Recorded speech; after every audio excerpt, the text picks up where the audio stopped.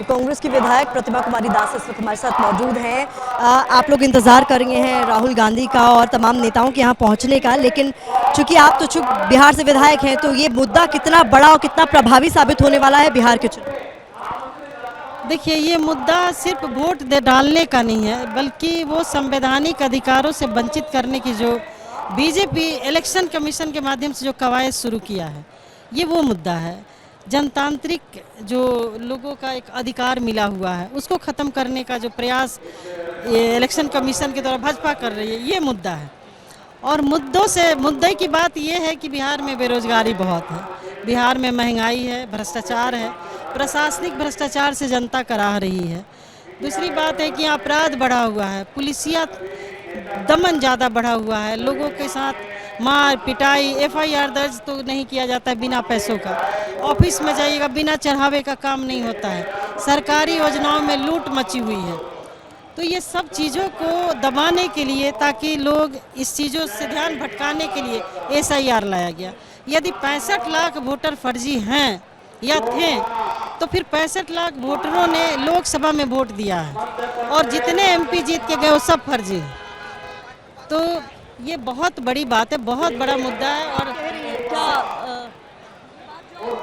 जमीनी स्तर पर जननायक नेता आदरणीय राहुल गांधी जी ने जो आह्वान किया है कि लोगों का वोट चोरी नहीं चलेगी, देखिए आज जनता उसका कितना जन समर्थन, अपार जन समर्थन प्राप्त है और 2025 में इसका खमियाजा बीजेपी को भुगतना पड़ेगा। मैसेज क्या ग्राउंड पर पहुंचाने में आप लोग कामयाब हुए हैं, लोगों को समझाने में, बताने में कि उनका वोट कितना कीमती है और उसको लेकर इतने बड़े स्तर पर, जैसा कि आप लोग आरोप लगा रहे हैं, इतने बड़े स्तर पर प्रॉब्लम्स हैं?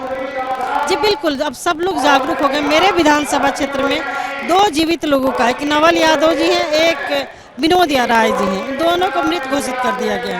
और सबसे दुख की बात मैं आपको बताऊं कि 6A फॉर्म जो कि नाम काट दिया जाता है, जोड़ने के लिए दिया जाता है, वो 6A फॉर्म कहीं नहीं है, ब्लॉक में नहीं है। तो ऐसे लग रहा है कि साफ प्रतीत होता है कि ये बीजेपी के आदेश पर इलेक्शन कमीशन इस तरीके का एक कुचक्र रचा है, जिससे कि दलितों, पिछड़ों और शोषित समाज के लोगों को, जो पढ़े लिखे नहीं हैं, जो महंगाई से त्रस्त हैं, और वो महागठबंधन, इंडिया गठबंधन को बहुत बड़ा मुद्दा आप लोग जनता के बीच लेकर जा रहे हैं। इसी बीच अगर चुनाव घोषित कर दिए जाते हैं कि चुनाव होने हैं बिहार में, तो फिर किस तरीके से आप लोगों को लगता है चुनाव आप लोग मानेंगे पारदर्शी तरीके से हो रहे हैं? देखिए, आदरणीय नेता प्रतिपक्ष आदरणीय तेजस्वी जी ने भी कहा है कि यदि इस पे रोक नहीं लगाई गई तो हम लोग चुनाव का बहिष्कार करेंगे, और इसलिए ये लोकतंत्र नहीं बहाल हुआ था कि किसी को वोट से आप वंचित करें।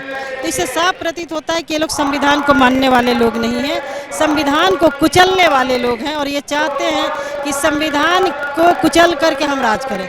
तो यहाँ की जनता होने नहीं देगी। शुक्रिया, हमसे बात कर लेंगे। तो प्रतिमा दास हैं जो कि कांग्रेस से हैं और विधायक हैं बिहार में, और इनका साफ तौर पर कहना है कि ये मुद्दा बहुत बड़ा मुद्दा है और इस बार के चुनाव में जनता को बहुत हद तक प्रभावित भी कर रहा है। इसलिए लोगों को समझाने बुझाने की कोशिश ये तमाम नेता कर रहे हैं कि कितना बड़ा ये मुद्दा है, और इसमें जो खामियां हैं, जब तक उसे दुरुस्त नहीं कर लिया जाता, जब तक एसआईआर वापस नहीं ले लिया जाता, तब तक ये तमाम दल मन बना चुके हैं कि चुनाव का बहिष्कार किया जाएगा, जैसा कि तेजस्वी यादव पहले ही कह भी चुके हैं। कैमरा पर्सन मनोज अधिकारी के साथ प्रतिमा मिश्रा, एबीपी न्यूज, सासाराम।